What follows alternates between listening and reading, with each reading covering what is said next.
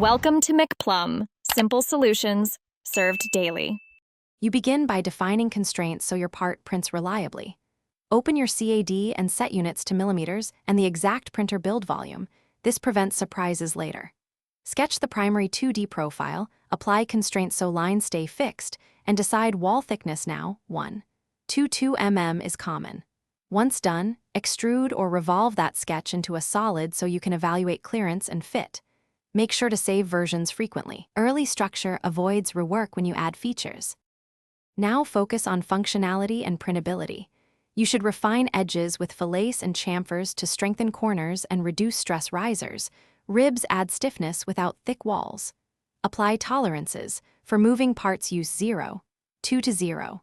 5 mm clearance. Measure mating parts before finalizing. Consider hollowing to save material. Add drain holes for resin prints, and orient features so overhangs stay above 45 degrees for FDM or add minimal supports.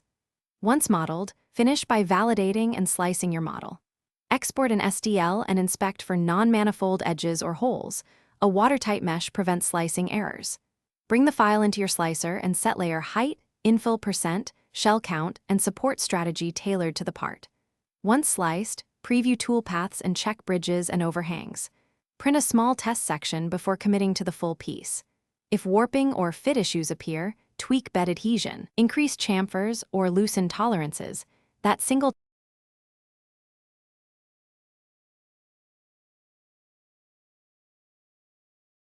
Thanks for watching. Stay juicy and subscribe.